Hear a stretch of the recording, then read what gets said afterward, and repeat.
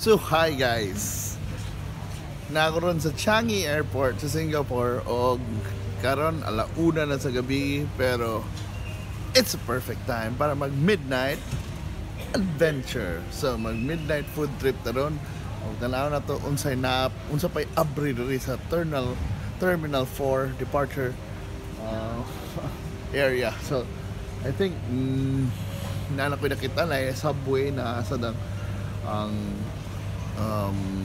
Burger King, pero mas ganahan kog local food gid hapon akong last na kanon diri sa Singapore. So most likely akong kanon ron sabaw. So diri ta.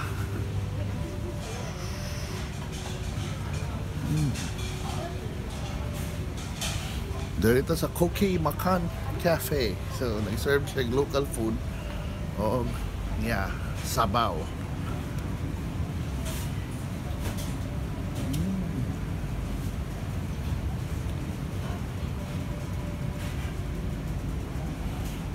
So magpili sa ko og awan na ron akong midnight snack.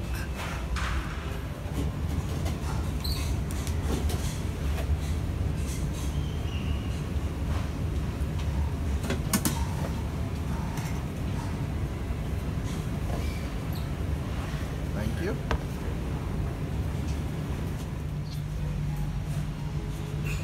So by money tawag ni Mee Rebus. Ang Mee Rebus is literally being boiled noodles, pero paborito ni sa Malaysia ug Singapore. Medyo this is like murag mami na to, pero curry flavored, rich siya. Yan na siya, itlog. I think itlog. I think na ni mga karne ako rin tilawan ron, medyo halang-halang ni. So kailangan ako tilawan sa nato sa sabaw.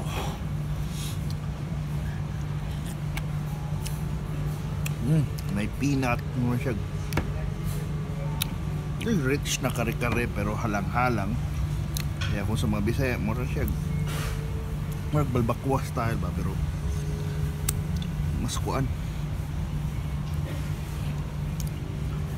pero fighter kay daghan kay glasa ba, na tamis, na halang, na aslum,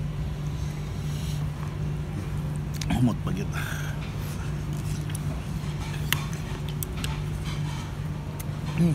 Fighter kini para di ka katug. Lamig kay.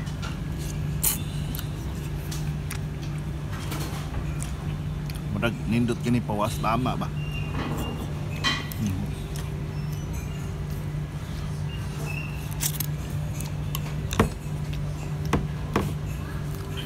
Kali mo rin baratuhon sa gawas, pero there is airport mo nas mga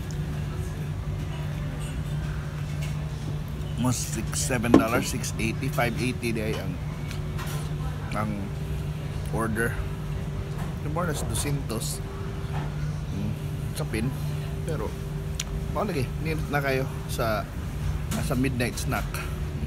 Grabe, tira ito na midnight snack. Oy, so by the way, kung ganahan mo makibaw diin ko amo ni ang restaurant nga Kaki Makan Cafe.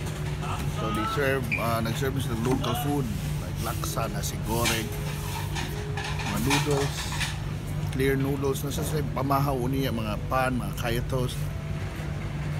Mau niya nga Kaki Makan Cafe, nasa second floor sa departure Terminal 4 departure area.